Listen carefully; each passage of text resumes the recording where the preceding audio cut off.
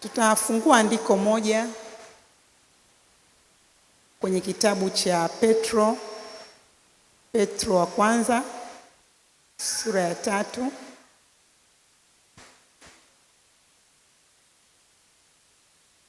Biblia inasema mstari wa kwanza, kadhalika ninyi wake watiini waume zenu, kusudi ikiwako wasioamini neno wavutwe kwa mwenendo wa wake zao pasipo lile neno. Baba, asante kwa sababu unaweza na neema ni kubwa mahali hapa. Somo letu kubwa ni uamsho katika ndoa.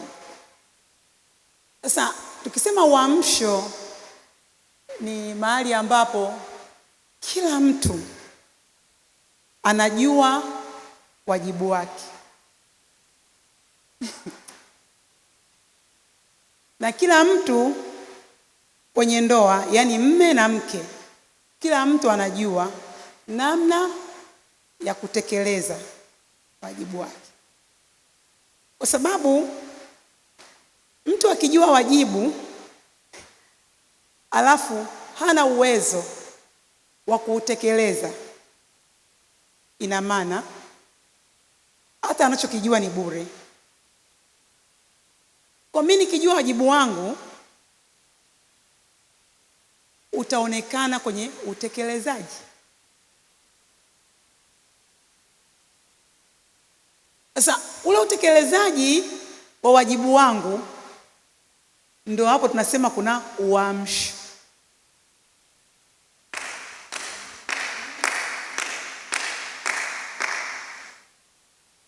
Sasa tukiangalia wajibu wa mwanamke kwenye ndoa ni mwingi. Na wajibu wa mwanaume kwenye ndoa ni mwingi. Kwa sababu ndoa ni ofisi. Na ukiangalia ndoa ni ofisi mama. Kwa sababu ofisi ndoa ndio inazaa ofisi nyingine zote.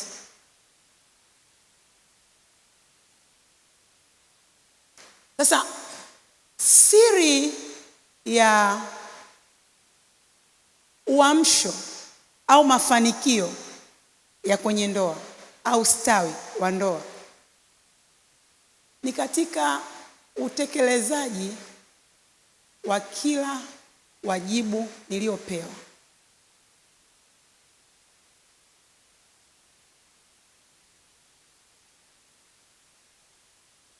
Wajibu wa wanandoa hautoki kwa wanandoa wenyewe.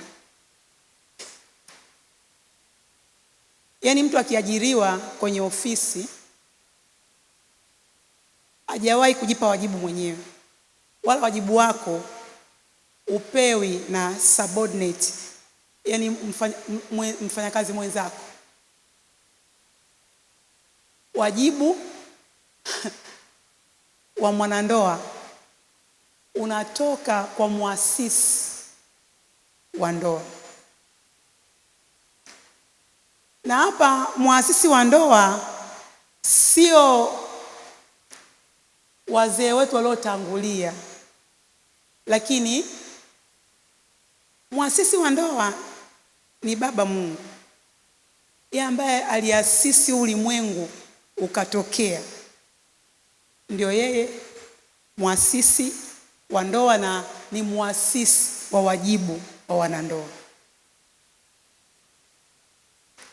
Kwa mtu unapoona ndoa, ndoa si tu ninawajibika kwa mwenzangu, lakini ndoa ninawajibika kwa baba.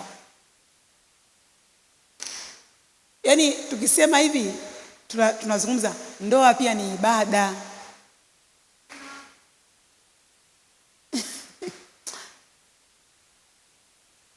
Kwa sababu aliyekupa ufanye hayo unaoyafanya kwa huyo mwenzako, sio huyo mwenzako aliyekupa ufanye hayo unayoyafanya kwa huyo mwenzako ni Baba Mungu. Kwa kadri unavyomfanyia huyu, unamfanyia yeye Baba aliyekupa wajibu. Na kadri unavyomfurahisha huyu haibaki tu unamfurahisha huyu, lakini pia unampendeza nani? Unampendeza Baba.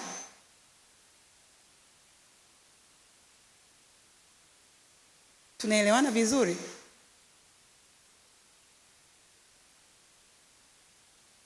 Kila mtu anapotekeleza wajibu wake kwenye ndoa, ndiko ambako adui anakosa nafasi kwenye ndoa. Nitarudia.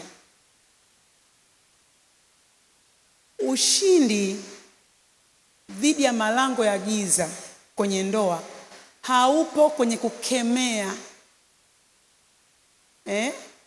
Yaani hatumkemei shetani kwenye ndoa tukafanikiwa kama hatufanyi wajibu wetu. Haleluya. Kwa ule wajibu wangu ninaofanya kwenye ndoa pia unasimama kwenye ulimwengu wa roho kama silaha ya kunikinga dhidi ya uharibifu na silaha ya kushambulia malango ya uharibifu. Very important. Kwa mimi kama mwanandoa wa kike, nimepewa tu wajibu mzuri, na Mungu anaponipa wajibu hanioni kama sina uwezo. Yaani alishaniumba hivyo. Mwanamke na akae katika unyenyekevu. Yaani hata maumbile yangu inanibeba. Haleluya. Kwa sababu kuna siri moja ambayo iko very unique, kwamba mtu anapokaa kwenye utii anavutia nini? Yaani nikikaa kwenye utii navuta nini? Kwa obvious, ninapokaa kwenye utii, kitu ambacho nakivuta ni kupendwa.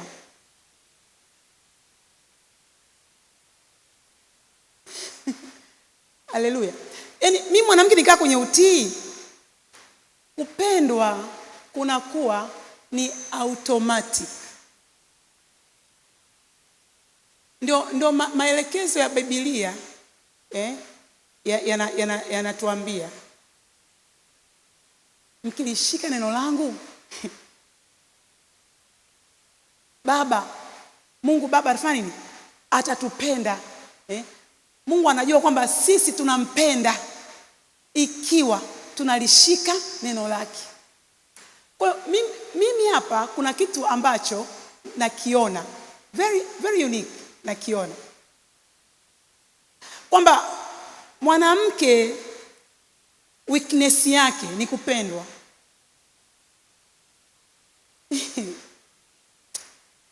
Bwana asifiwe. Mwanamke weakness yake, yaani udhaifu wa mwanamke ni kupendwa. Mwanamke ukimpenda Jesus anakuwa crazy. Kwa sababu ni kiumbe ambacho kimeumbwa ili kipendwe. Lakini huyu mwanamke ambaye moyo wake unafurahia kupendwa,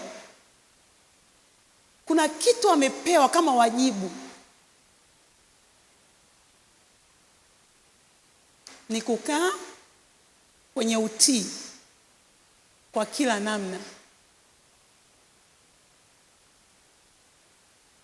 Yaani sisi hatutakuwa wanawake wa kwanza kwenye karne hii kuanza kuwatii waume zetu. Hatutakuwa wa kwanza. Sara ni mwanamke ambaye aliishi miaka hiyo. Lakini kilichomuinua Sara ni sura ya utii. Ni sura ya utii.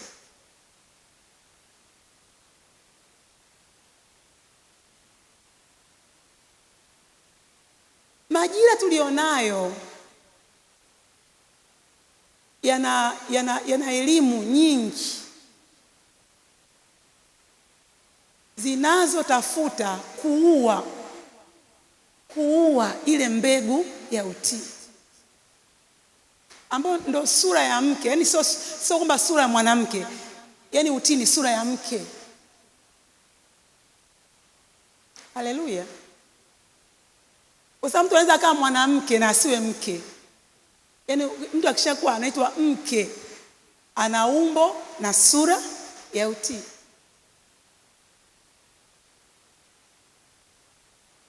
Kwa hiyo ile mito ya pendo ambalo Mungu aliliweka, maana mwanaume amepewa jukumu la kumpenda mke wake. Ni jukumu. Is an assignment ambayo sio yeye kapewa. Kwa mimi hapa ninapokuwa mtii pia nawezesha ile neema ya assignment ya mwanaume kufanya kazi. Bwana Yesu asifiwe.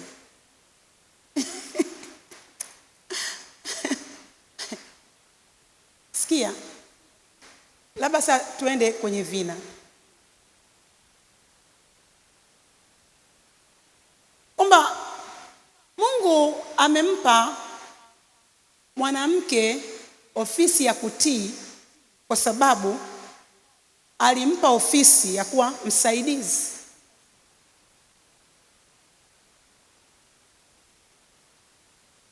Sasa hivi vitu viwili vinaenda pamoja. Utii na usaidizi. Ina maana huyu mwanamke yuko hapo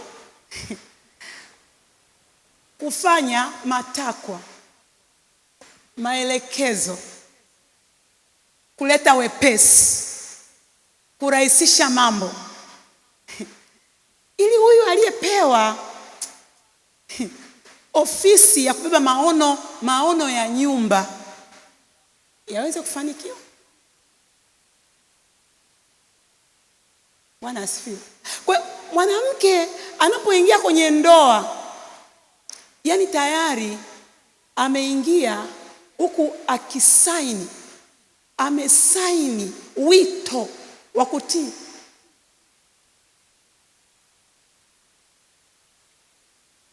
Unajua hatuwezi kuendana na hali ya ulimwengu. Sisi ni kanisa. Na kanisa lazima libakie kanisa.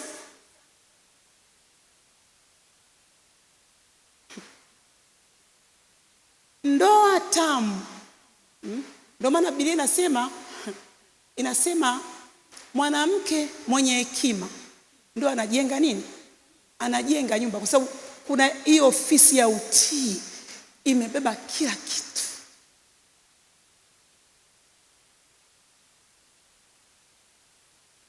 Mimi nikiangalia saikolojia ya mwanamume ni mtu ambaye hana mambo mengi. Mwanamume mtu hana mambo mengi. Wewe muangalie mwanamume hana mambo mengi.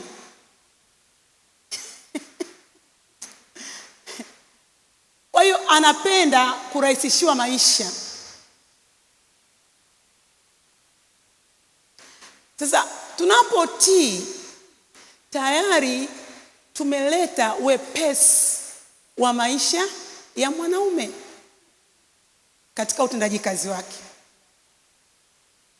Kwa sababu mwanaume kwenye saikolojia yake kuna vitu vikimzonga ni kiumbe kinachanganyikiwa kwa haraka. Ni kiumbe akiwezi kubeba stress. Ni kiumbe akipendi vurugu. Ni kiumbe ambacho kinachoka kiakili kushughulika na vitu vidogo vidogo visivyo na maana. So mwanaume ili aweze kuoperate katika utukufu wake, utii ni nguvu. Utii ni nguvu. Yaani mwanamke anapokuwa mtii ni nguvu ya mwanaume kuonyesha utukufu wake katika nafasi. Mwanaume hawi mfalme mpaka kuna utii. Yaani mimi hapa namuita Apostle Ndegi mfalme wangu, lakini kama simtii hajawahi kuwa mfalme. Hajawahi. Na mwanaume ni kiumbe kimeumbwa kutawala. Sasa katika uwezo wake wa kutawala, hawezi kutawala kama hakuna nafasi ya kupewa utii. Haleluya. So tunapokuwa kwenye nyumba zetu, kila mwanamume pale anatakiwa aonekane ni mfalme. Kila mwanaume. Ndivyo alivyoumbwa. Ndio maana ukimwona mwanaume ana kitu fulani kinaitwa ego. Ana hali fulani ya kujisikia mkubwa. Kuwa juu ya mambo. Kwa sababu hiyo ni asili. Kwa hiyo mimi na wewe tunaosoma maandiko ni muhimu sana kutambua kwamba utii ni nguvu ya ndoa. Utii ni nguvu ya ndoa. Sasa tunapovaa shela watu wengi wao hawajui assignment. Tunaingia lakini hatujui assignment. Nimemfurahia Mng'anya anasema kwamba yeye hata uchumba hakupitia. Yeye sema tunataka kuoa nyumba ile, akaletwa, maisha yakaanza. Lakini hapa wengi mmekaa na experience ya uchumba. Asa experience ya uchumba ikija kwenye ndoa haiko applicable. Kwa sababu pia kwenye uchumba yule mwanamke na ana maisha yake. Anaweza kuambia sasa hivi hatuwezi kuonana. Hiki siwezi kufanya. Kwa sababu bado yuko kwenye himaya yake. Lakini anapokuja sasa akawa kwenye himaya yako, lazima mwanamke awe na kitu ndani yake kinaitwa utii. Very important. Yaani utii ni nguvu, ni nguzo ya ndoa.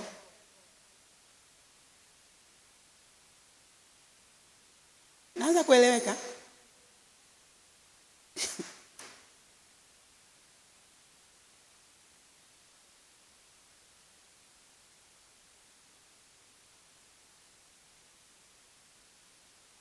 Sikiliza. Tukisoma maandiko tunaanza kuona kitu. Roho wa Mungu atufundisha, anatuambia, enyi wake watiini waume zenu kama kanisa limtiivyo Kristo.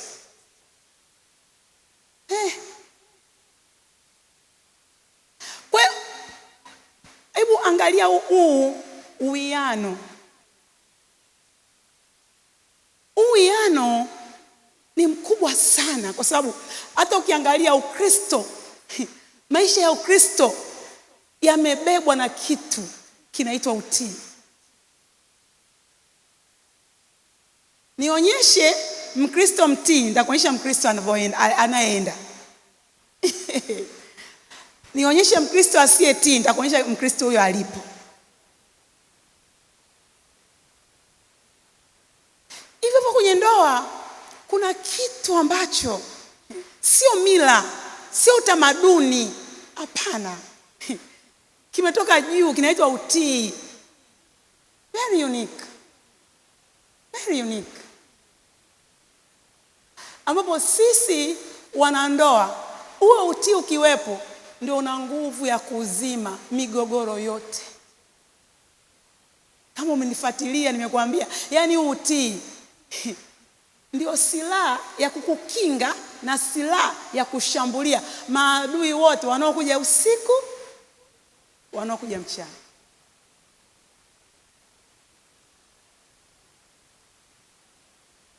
Haleluya.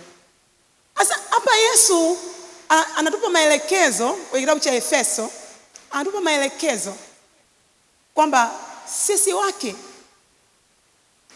na tuwatii waume zetu kama kanisa linavyomtii Kristo. Kwa hiyo mimi kama mwanamke sianzi maisha ya utii kwa mume wangu. Ninaanza maisha ya utii kwa Kristo. Yakiwa maisha yangu kwa Kristo, kumtii mwanaume kinakuwa ni kitu ambacho ni kama niko programmed.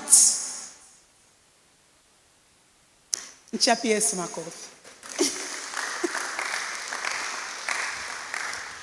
Unajua, tumekuja hapa, mtu anafikiri labda tumekuja kama kwenye hivi ni nini ile? Niambie ni kitu gani? Kwenye kitchen party. Yeah. Kama zile mada za kitchen party. Mume wako anakuambia, mume wako akija bwana, mwekee maji ya iriki. Jesus.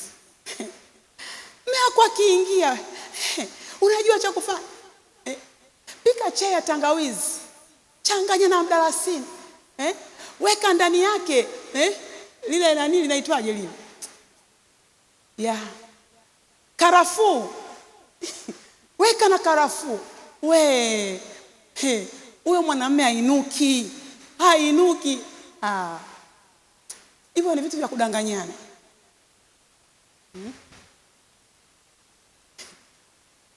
Kuna vitu vya msingi vinavyobeba ndoa ambavyo kwa karne hii ni changamoto kubwa.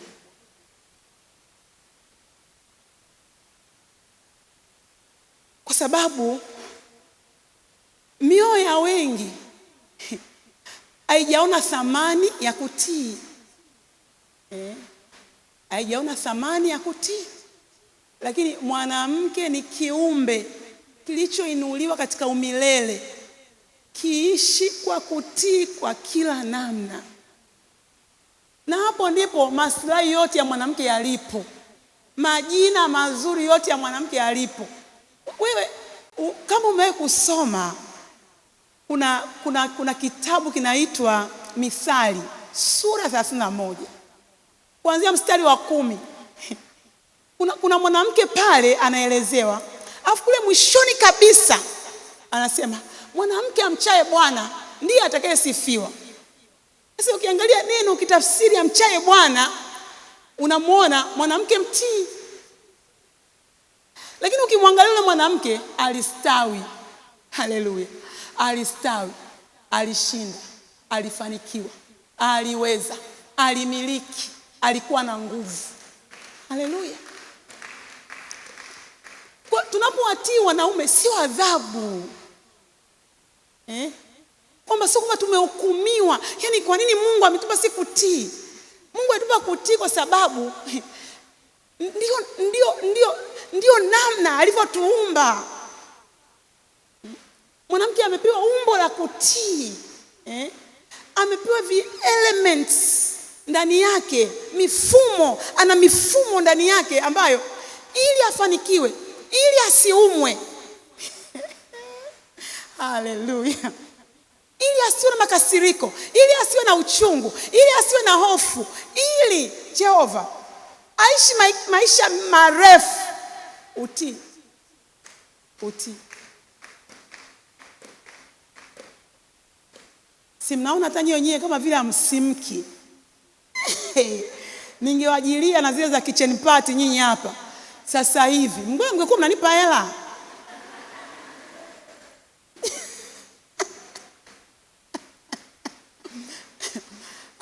Mama, sasa umesema hii mbele hao wa baba kwamba unatuambia sasa watu tuwatii hao wa baba No, nataka nikwambie kuna neema. Ngoja niwaambie kisiri. Yaani ule utii, unapotii tu kuna uwezesho, kuna neema inaenda na wewe. Kwa sababu utii sio ujinga. Utii sio udhaifu. Utii sio unyonge, utii ni nguvu. Waulize maadui wote wa Mungu, hawawezi kusimama kwa utii. Hata Yesu alishinda vita kwa kutii.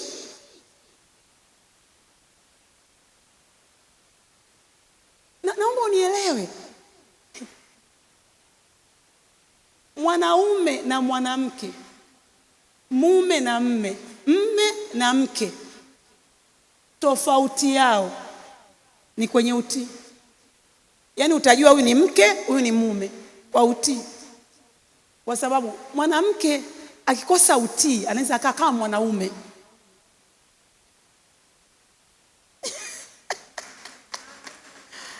Unaelewa? Anapaa, unaelewa? Anapaa. Anavuka mamlaka, anapaa kwa sauti. Kwa mtu akiona hivi anashindwa kuelewa. Kweli huyu kavaa gauni ndio. Lakini anashindwa kuelewa hapa.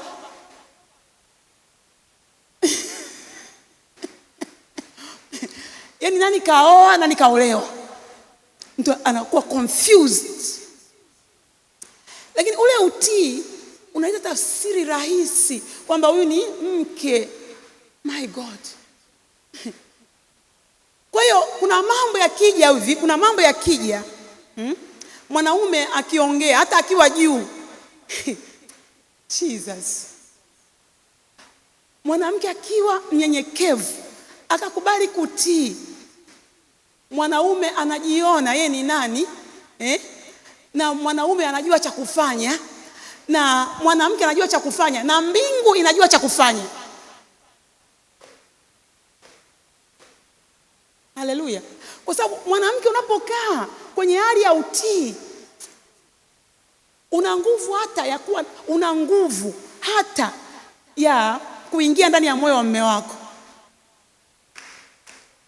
Ngoja ni mwanamke mtindo anayesikilizwa. Sauti ya utindo inaopenya. My God. Nakwambia mwanamke akiwa mtii anaweza akawa na kila alichonacho mwanaume.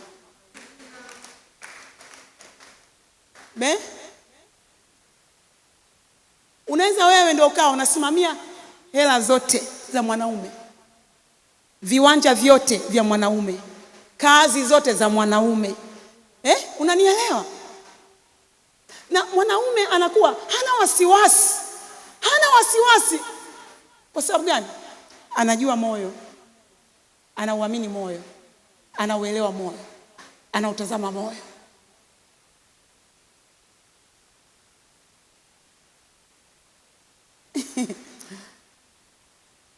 Naomba unielewe. Unaweza ukawa unamlaumu mume wako, unamlaumu kwa vitu vingi, lakini ukitaka mume wako awe positioned, akae mahali pake, endelea katika utii. Endelea katika utii. Endelea. Hiyo vita sio yako, ni ya Bwana. Yaani mwanamume sio mtu wa kupambana naye, sio level yako. Mwanamume hawezi akasema ukasema, no, haipo. Huyu Sara alikuwa mtii, alimuita mume wake sio baby, akumuita baby. Sijui teknolojia sasa hivi. Akumuita baby, alimuita nani? Nyinyi wenyewe mnajua. Alimuita nani? Mbona mnakataa kuongea? Alimuita Bwana.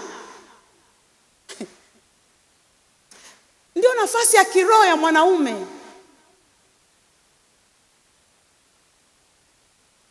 Wahubiri wengi sasa hivi wanapambana na hali ya kuwaita wanaume baby. Of course, mtu unamuita mume wako baby chumbani, lakini inaendelea kukolea baby baby baby baby baby. Sisi watu wa rohoni tunajua maneno yanafanya nini.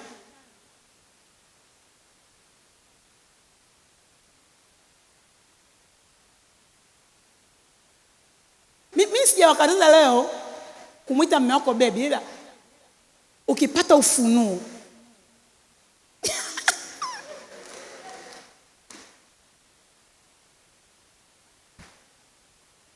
haleluya, ukipata ufunuo utajua namna ya kufanya. Wewe mnganya nani mke wako anamuita baby?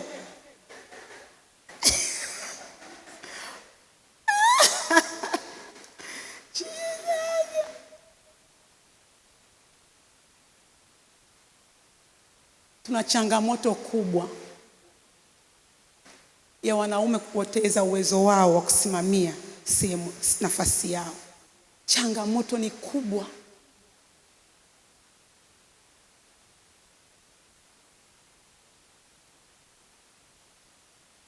Kwa sisi watu wa rohoni lazima tuone namna ya kusimama. Mwingine ananiambia, "Mama, usipomwita baby, atakuona hauko romantic."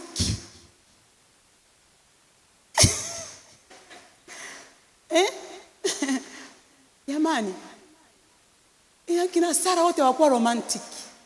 Hii romantic imeanza huku. Jesus. Kuna majina mazuri lakini yana nguvu.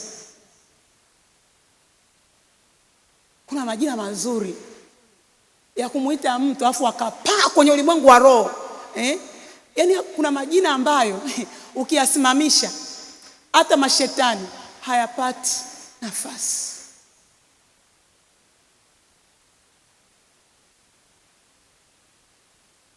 Bwana asifiwe.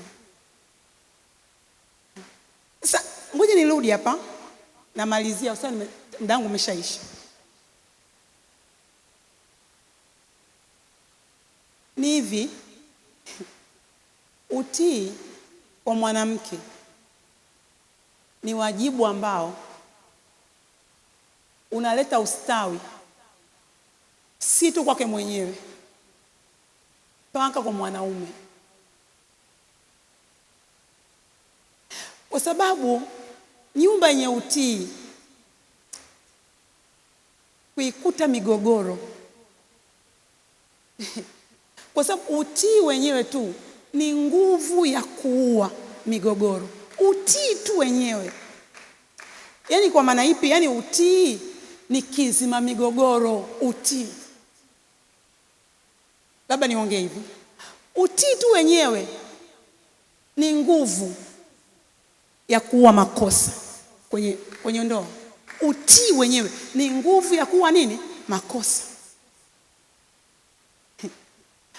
Utii ni nguvu ya kuua huzuni. Utii ni nguvu ya kuua huzuni. Wanawake wengi wa kwenye ndoa lakini they are not happy. They are not happy. Mimi nimesikia somo la Mng'anya. Jesus.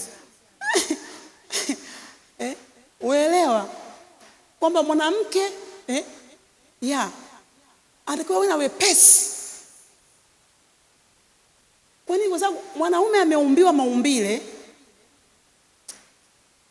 tamaa yake ipo kwenye kuona. Kwa mwanaume anatakiwa tuwe mwenyewe ajidhibiti, lakini kuna kitu cha asili yake kwamba shauku yake ya sex haiko kama ya mwanamke. Yaani hao watu mimi niliwahi kumstudy mwanaume, nikamwona mwanaume ni kiumbe tofauti na mwanamke. Yaani mwanamke ni kiumbe baki, mwanaume ni kiumbe cha tofauti. Kwanza ukiangalia mifumo, yani mifumo ya mwanamume ndio ilizalisha upatikanaji wa mwanamke.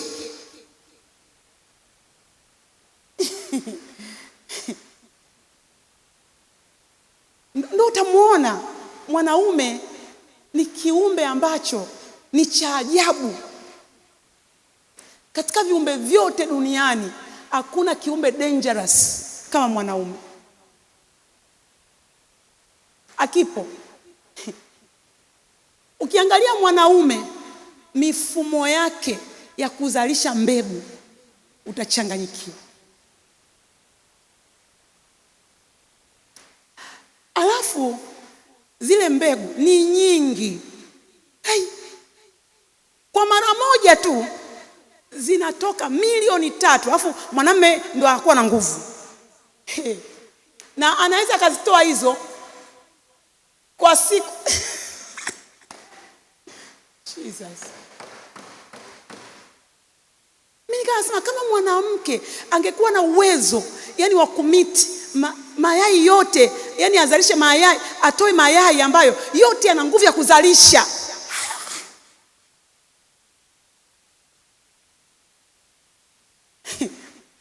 Sasa utashangaa kwenye viuno vya mwanaume, yani Mungu aliwekeza kitu gani ambacho hakipo kwa kiumbe kingine chochote.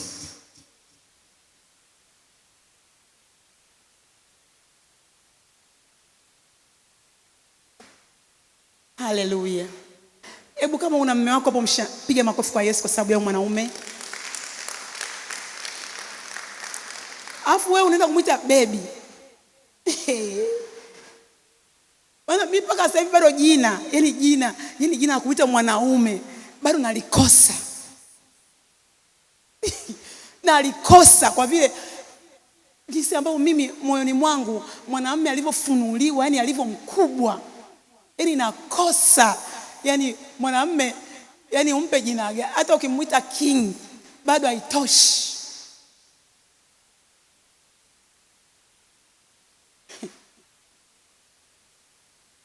Ndio maana adui alishindwa, yani alishindwa.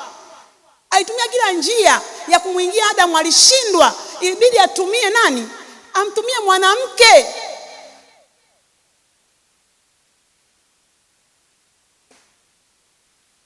You are so dangerous, you people. You are so dangerous. Hallelujah. Kwa tunapozungumzia utii, yaani usijione dhaifu. Usijione dhaifu. Hapa wanenaji wengi wameongea. Mwanamume anaweza akapita. Hana kitu. Lakini anapita. Wewe mwanamke ni kazi yako. Ni kazi yako. Wewe ndio msaidizi. Ni kazi yako. Kuna vitu vya kufanya ili mwanamume ainuke tena.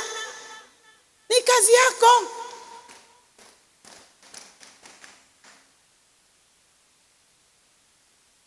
Haleluya. Bwana asifiwe. Naziona ndoa zilizostawi sana mahali hapa. Nasema naziona ndoa nazoangusha malango ya uharibifu mahali hapa. Naziona ndoa ambazo hakuna shetani wala uchawi wala uganga wala ushirikina unaweza hata kunusa hiyo ndoa. Naziona ndoa hapa, hakuna ugonjwa utakaoshikamana na hiyo ndoa katika jina la Yesu. Hakuna tezi dume wala pepo dume. Hakuna ugonjwa wa kansa wala wa kisukari wala wa kiharusi. Hakuna ugonjwa wa maini wala wa figo utakaosimama kwenye hii ndoa katika jina la Yesu. Utii. Paka magonjwa yanaogopa kuingia kwenye hiyo nyumba. Paka magonjwa yanaogopa kukabili hicho kitanda kwa sababu ya madhabahu ya utii. Ndio maana mwanamke kwenye ndoa ni kila kitu. Mwanamke kwenye ndoa ni kila kitu. Nauona uamsho kwenye ndoa. Nasema nauona uamsho kwenye ndoa. Piga kelele kwa Yesu, haleluya.